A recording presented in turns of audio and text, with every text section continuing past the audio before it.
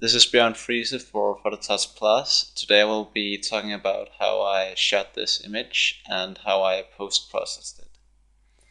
Today I will be jumping straight into Camera Raw, so if you're not familiar with Camera Raw or perhaps don't know what a histogram is and how to read it, I strongly recommend you to go to Phototouch Plus and check it out.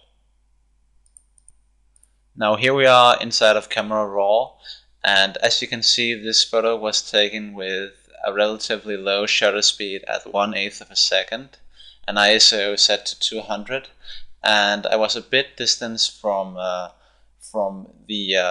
subjects because I had a very long zoom lens attached and was able to zoom a little bit in, and also the flash was enabled.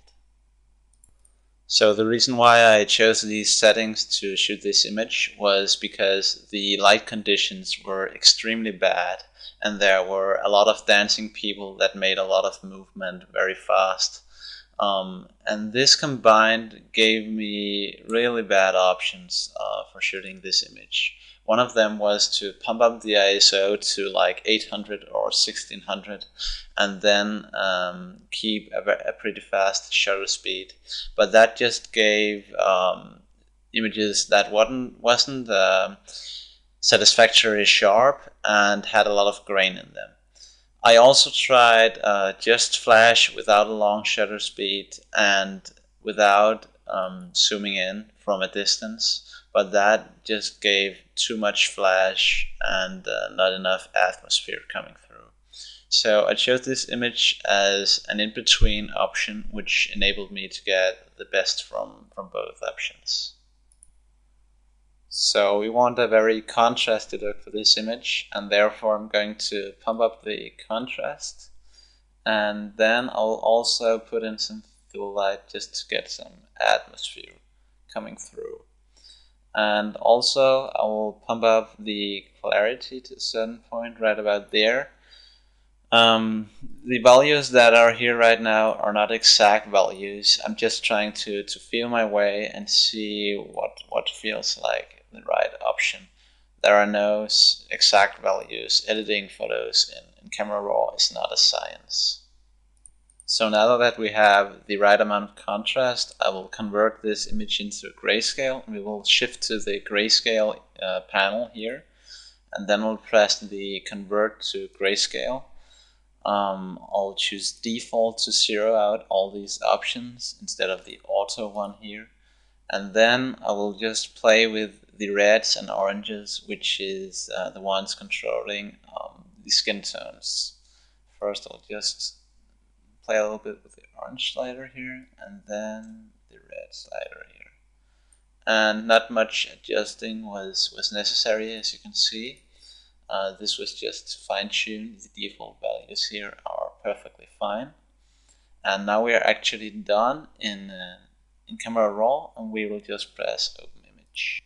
So first thing up inside of Photoshop is to convert the image from a grayscale mode image to an RGB color mode image. And then we will be adding an adjustment layer here, a curves adjustment layer. And what we will do is just lower the darks a little bit and bump up some of the lighter tones. And this adds contrast to the image, which is what we want for the final effect. Now when we have the contrast adjusted, I will add a new layer, and we're going to apply a vignette to this image. I will choose the gradient tool, choose a gradient that goes from black to transparent, reverse it, and choose a radial one. And then I will click slightly left to the face of this man, and then just release the mouse button right here.